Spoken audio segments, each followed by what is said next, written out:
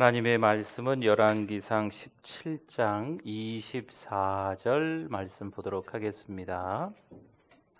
맨 끝절 24절입니다. 우리 같이 한 목소리로 한번 읽어보겠습니다. 여인이 엘리야에게 이르되 내가 이제야 당신은 하나님의 사람이시오 당신의 입에 있는 여호와의 말씀이 진실한 줄 아노라 하니라.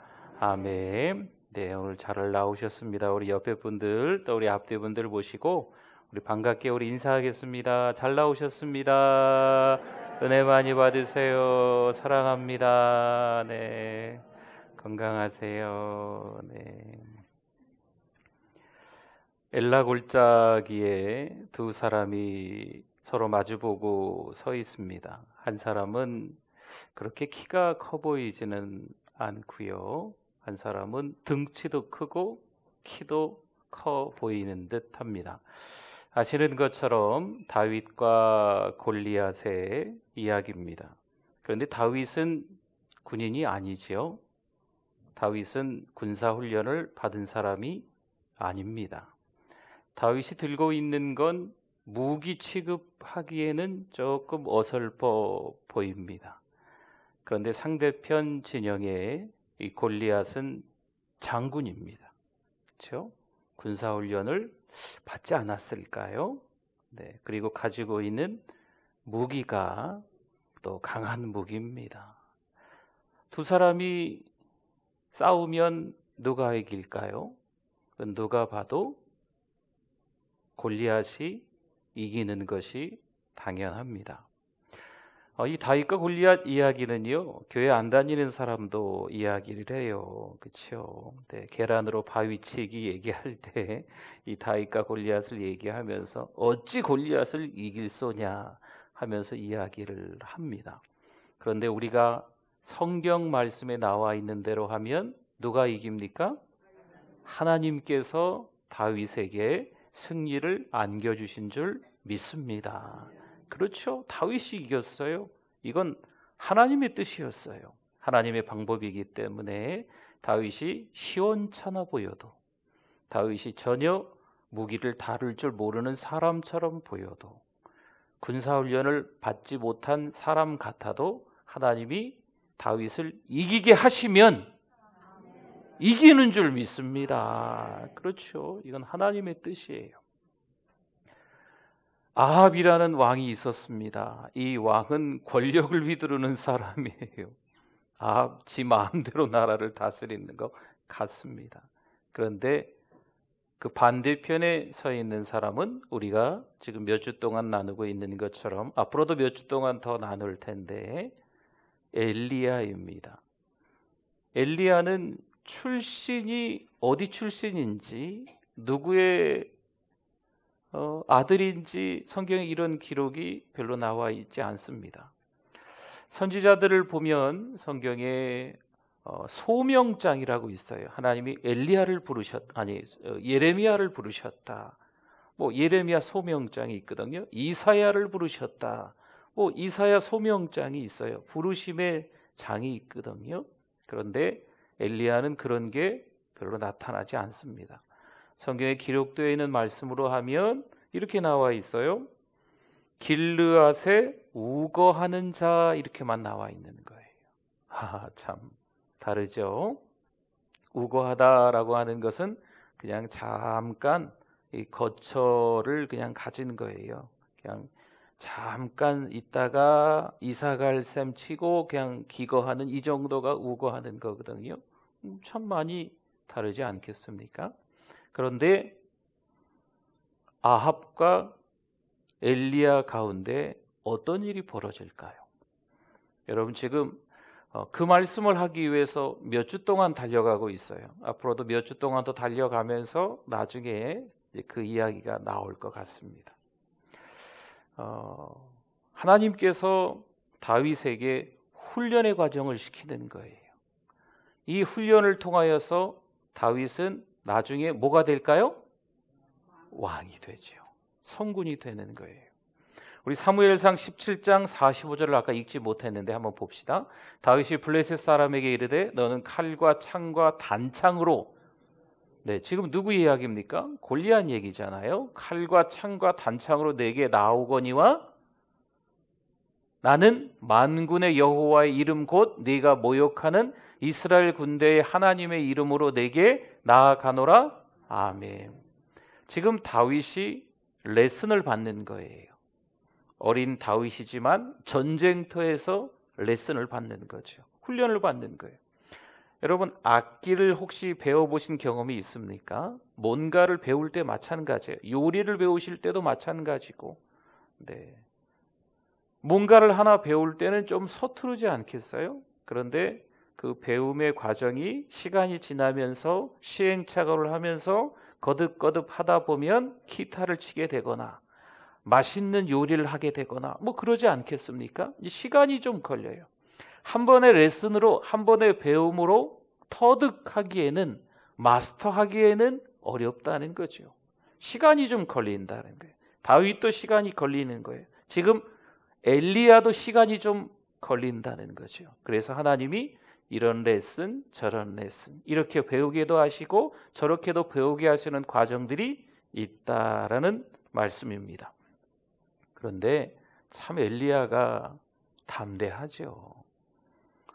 그 권력자 아합에게 나아가는 모습 보세요. 우리 1절 한번 볼까요? 17장 1절인데요.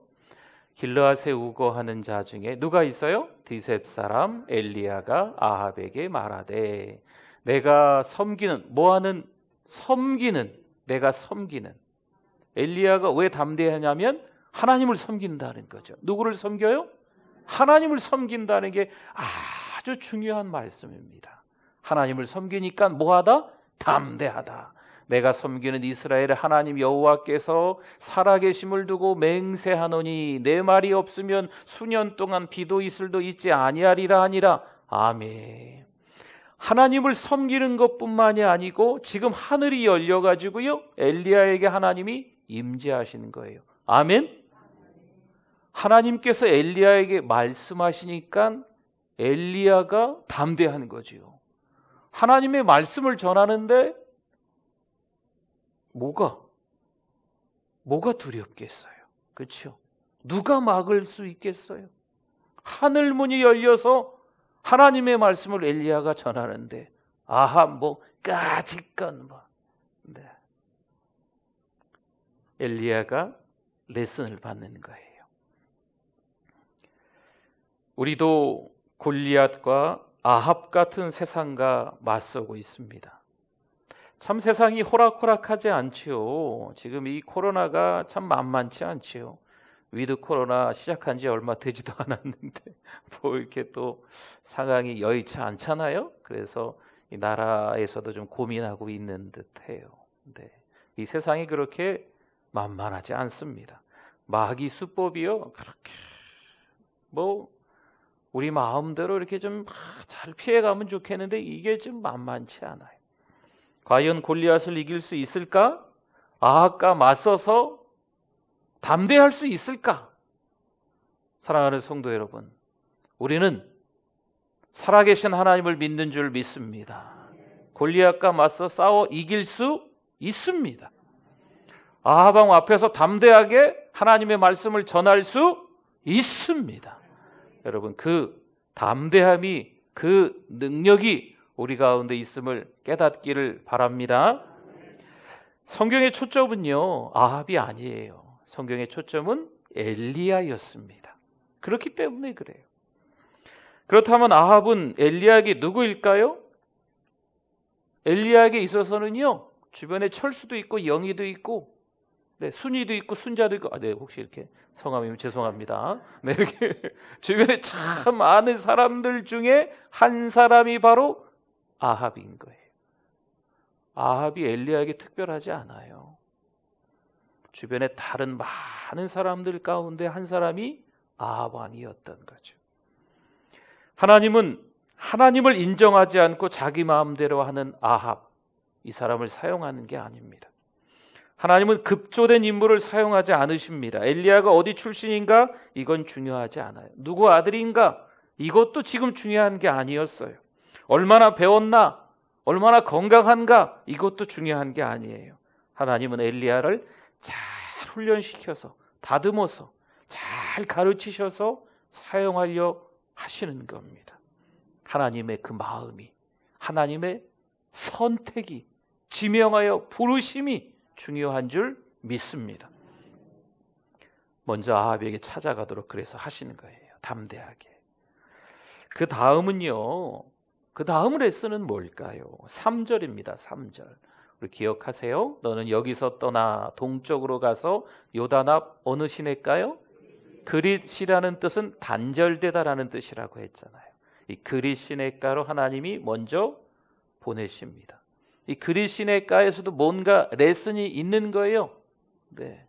그릿 시내가에서도 뭔가 하나님이 엘리야에게 배우게 하시는 거죠. 혼자 있는 시간에 겸손과 온유를 배우게 하시는 거지요. 거기서 하나님을 깊이 만날 수 있게끔 하시는 거예요. 이 세상의 소리가 복잡하고요, 사람들도 왁작지껄하는 가운데서 하나님을 만나기가 어려운 거예요. 세상의 소리가 너무 크면 하나님의 소리가 안 들리는 거죠.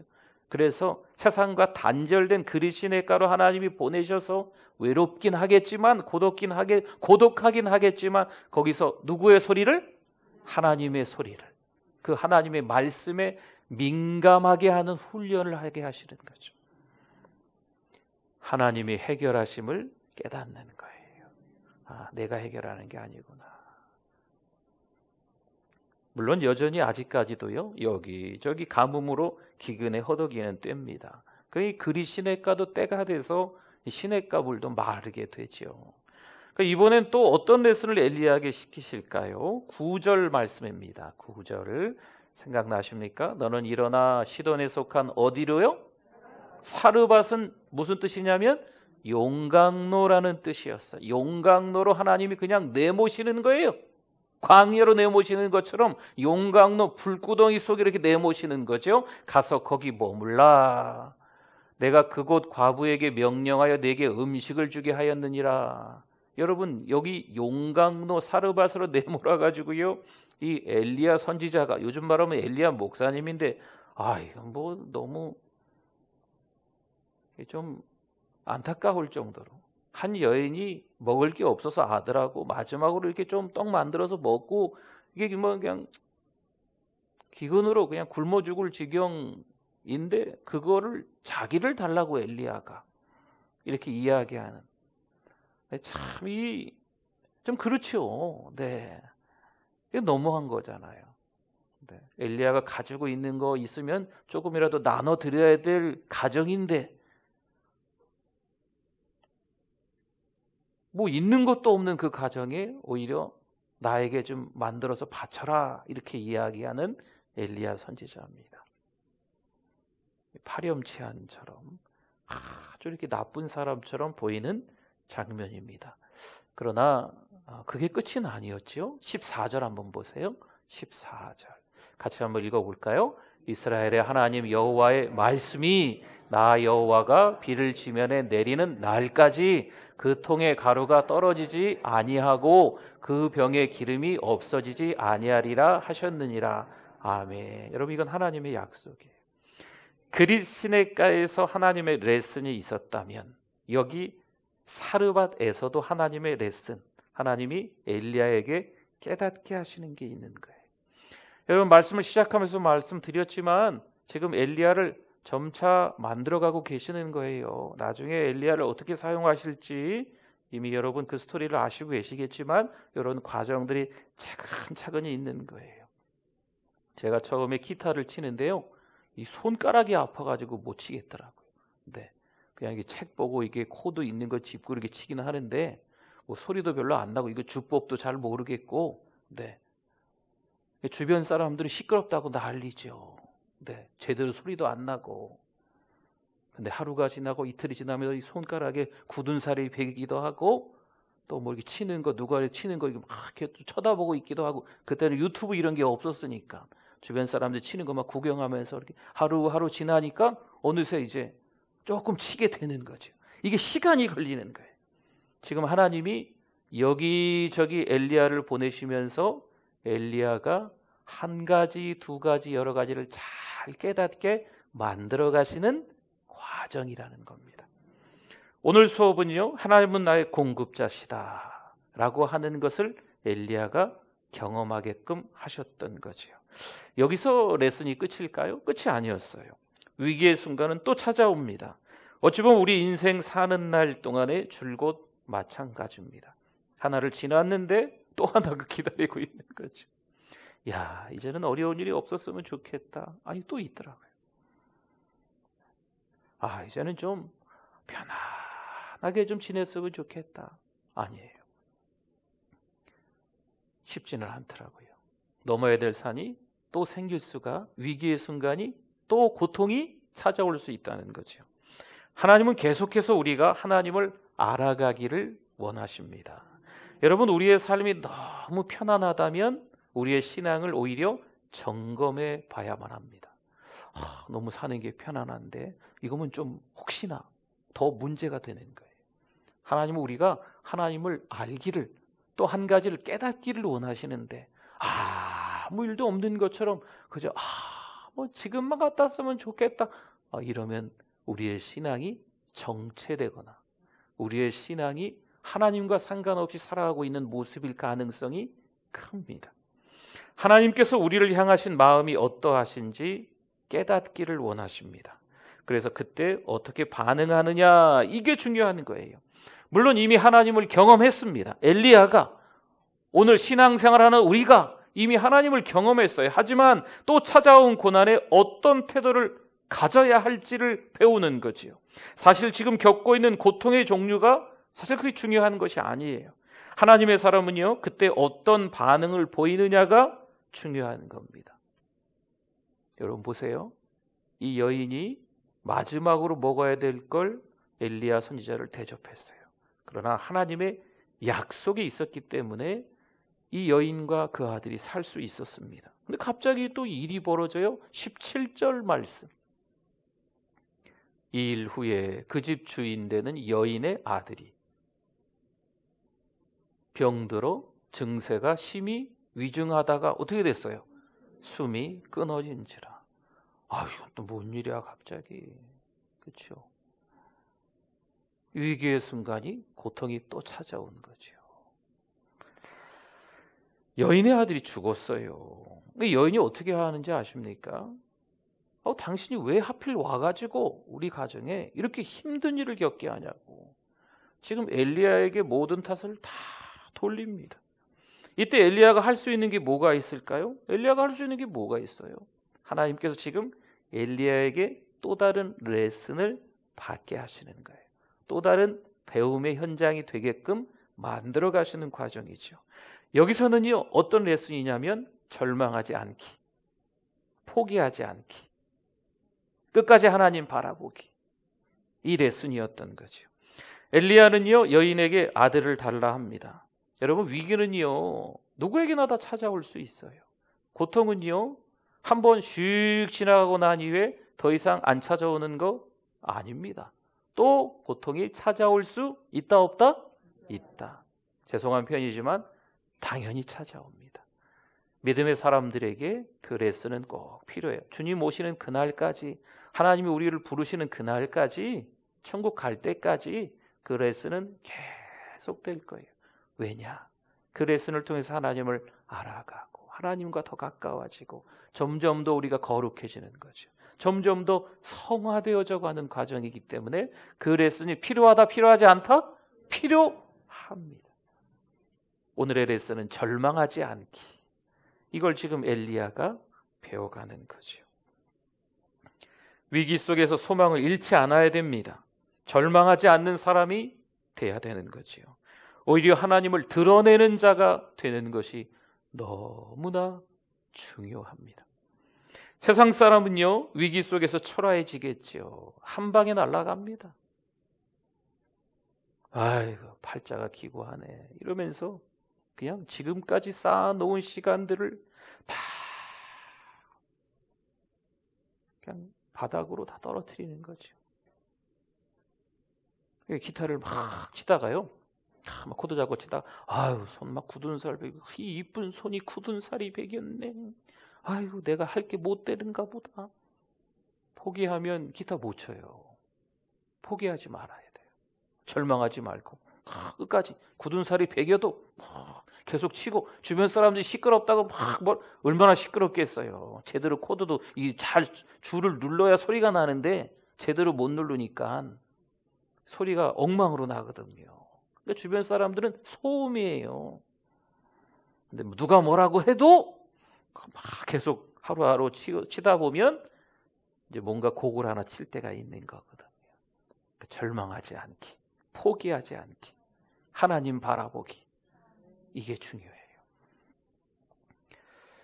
22절 볼까요? 어떤 일이 벌어질까요? 22절 같이 한번 읽어보겠습니다. 여호와께서 엘리야의 소리를 들으심으로, 아멘! 오! 여호와께서 누구의 소리를 들으셨어요? 아니, 죽은 아들을 달라 그러더니 기도한 거죠. 뭐 방법이 조금 21절에 나오긴 하지만 어쨌든 하나님께 매달린 거예요. 그랬더니 엘리야의 소리를 하나님께서 들으심으로 그 아이의 혼이 몸으로 돌아오고 어떻게 됐습니까? 살아났어요. 할렐루야. 하나님은요, 엘리야를 이렇게 사용하시는 거예요.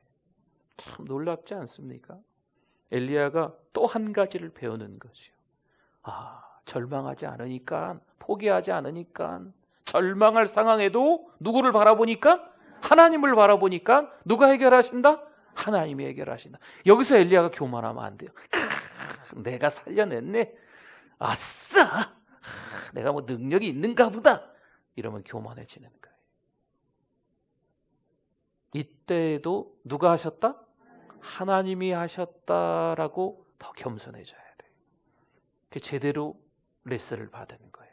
제대로 배운 거죠. 제대로 깨달은 거죠. 내가 어느새 이렇게 능력자가 됐네.